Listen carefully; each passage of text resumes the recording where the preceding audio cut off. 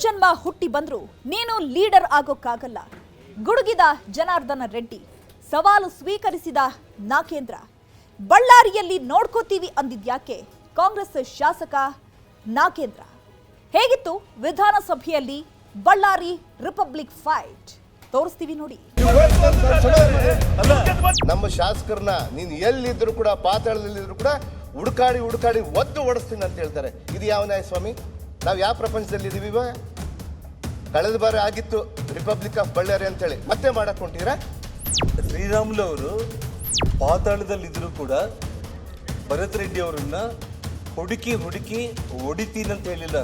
Video ಇದೆ, ಮತ್ತೆ ನೋಡುವ. ಇಲ್ಲಿ ಚರ್ಚೆ ಮಾಡ್ರೆ ಆಗ್ತಾ ಇದ್ದಾನಲ್ಲ, ಏನ್ ಮಾತಾಡ್ತಾರೆ? ಸರ್ಕಾರ ಎಲ್ಲಿ ಹುಡುಕ್ತಾರೆ?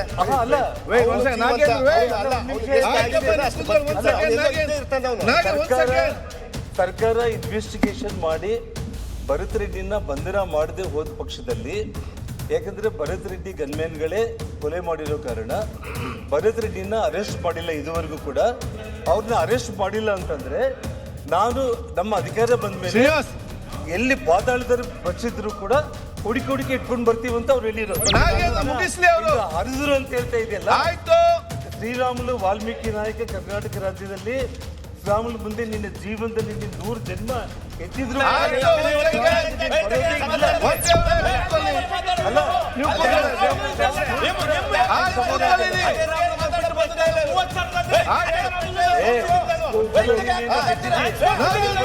ಮಾಡ್ತಾ ಇದ್ದೆ. ನಾಳೆ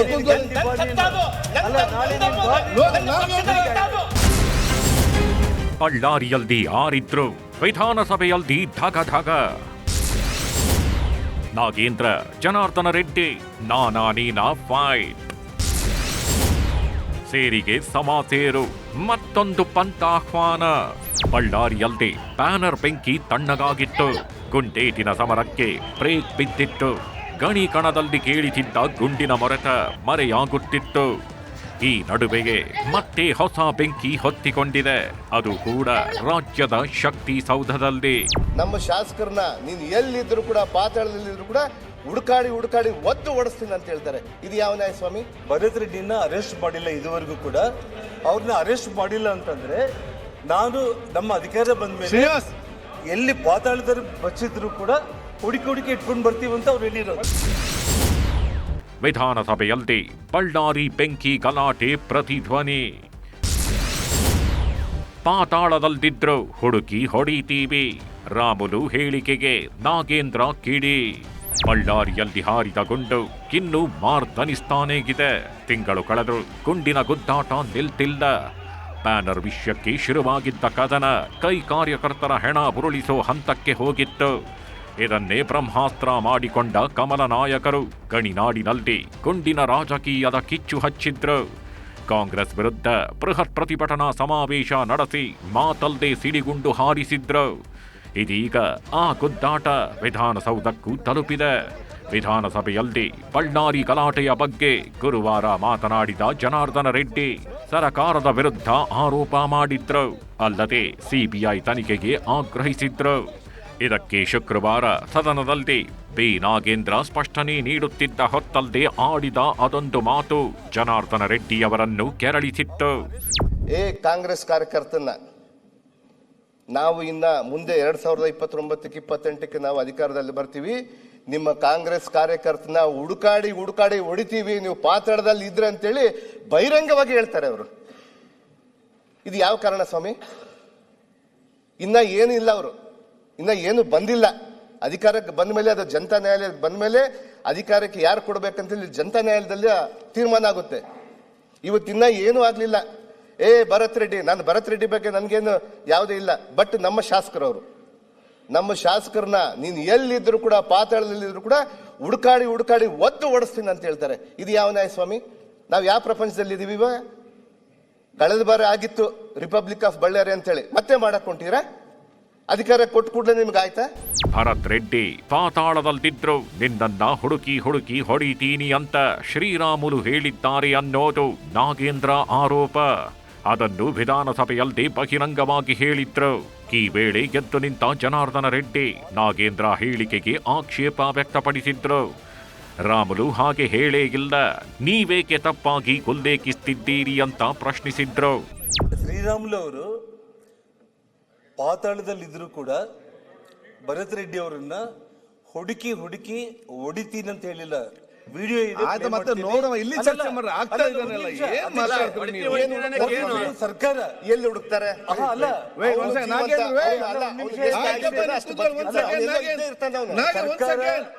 ಸರ್ಕಾರ ಇನ್ವೆಸ್ಟಿಗೇಷನ್ ಮಾಡಿ ಭರತ್ ರೆಡ್ಡಿನ ಬಂಧನ ಮಾಡದೆ ಹೋದ ಪಕ್ಷದಲ್ಲಿ, ಯಾಕಂದ್ರೆ ಭರತ್ ರೆಡ್ಡಿ ಗನ್ಮ್ಯಾನ್ಗಳೇ ಕೊಲೆ ಮಾಡಿರೋ ಕಾರಣ ಭರತ್ ರೆಡ್ಡಿನ ಅರೆಸ್ಟ್ ಮಾಡಿಲ್ಲ ಇದುವರೆಗೂ ಕೂಡ.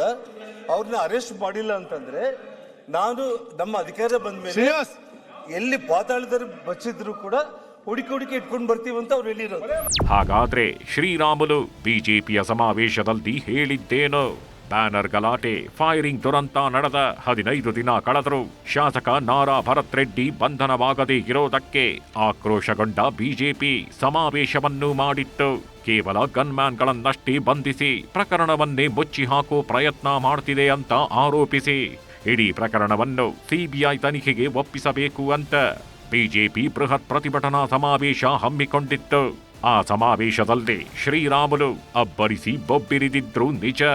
ಆದ್ರೆ ಅಸೆಂಬ್ಲಿಯಲ್ಲಿ ಶುಕ್ರವಾರ ನಾಗೇಂದ್ರ ಹೇಳಿದಂತೆ ಭರತ್ ರೆಡ್ಡಿಯನ್ನು ಪಾತಾಳದಲ್ಲಿದ್ರು ಹುಡುಕಿ ಹೊಡಿತೀನಿ ಅಂತ ಹೇಳಿಲ್ಲ. ಅಂದು ರಾಮುಲು ಹೇಳಿದ್ದೇನು ಇಲ್ಲಿದೆ ನೋಡಿ. ನಿಮ್ಮ ಹತ್ರ ಸರ್ಕಾರ ಇದೆ, ಸರ್ಕಾರ ಜೊತೆ ಅಧಿಕಾರ ಇದೆ.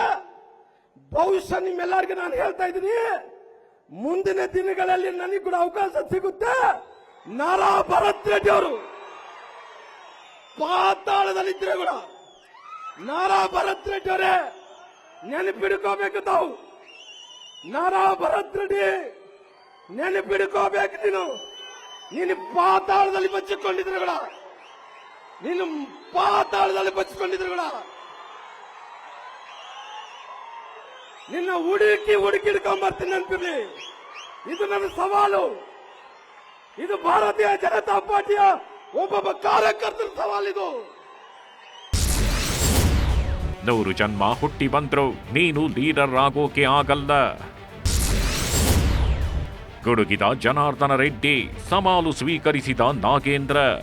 ಬಳ್ಳಾರಿ ಬ್ಯಾನರ್ ಗಲಾಟೆಯಲ್ಲಿ ಮುಖ್ಯ ಆರೋಪಿ ಭರತ್ ರೆಡ್ಡಿ. ಆದರೆ ಅವರನ್ನ ಕಾಂಗ್ರೆಸ್ ಸರ್ಕಾರ ಈವರೆಗೆ ಬಂಧಿಸಿಲ್ಲ. ನಮ್ಮ ಸರ್ಕಾರ ಬಂದ್ರೆ ಅವರು ಎಲ್ಲಿದ್ರು ಹುಡುಕಿ ಹಿಡಿತೀವಿ ಅಂತ ಶ್ರೀರಾಮುಲು ಹೇಳಿದ್ರು. ನಾಗೇಂದ್ರ ತಪ್ಪು ಮಾಹಿತಿ ನೀಡಿದ್ದನ್ನ ವಿರೋಧಿಸುತ್ತ ಜನಾರ್ದನ ರೆಡ್ಡಿ, ವಾಲ್ಮೀಕಿ ಸಮಾಜದಲ್ಲಿ ರಾಮುಲು ಎದುರು ನೀನು ನಾಯಕನಾಗೋಕಾಗಲ್ಲ, 100 ಜನ್ಮ ಹುಟ್ಟಿ ಬಂದ್ರು ನೀನು ಲೀಡರ್ ಆಗೋಕಾಗಲ್ಲ ಅಂತ ಗುಡುಗಿದ್ರು. ಮುಗಿಸ್ಲಿ ಅವರು ಹರಿದ್ರು ಅಂತ ಹೇಳ್ತಾ ಇದೆಯಲ್ಲ. ಆಯ್ತು, ಶ್ರೀರಾಮುಲು ವಾಲ್ಮೀಕಿ ನಾಯಕ ಕರ್ನಾಟಕ ರಾಜ್ಯದಲ್ಲಿ.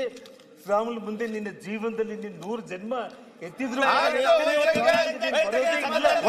ವಿಧಾನಸಭೆಯಲ್ಲಿ ಬಳ್ಳಾರಿ ವಿಚಾರವಾಗಿ ಜನಾರ್ದನ ರೆಡ್ಡಿ ಹಾಗೂ ಬಿ ನಾಗೇಂದ್ರ ನಡುವೆ ಮಾತಿನ ಚಕಮಕಿ ತೀವ್ರ ಸ್ವರೂಪಕ್ಕೆ ತಿರುಗಿತು.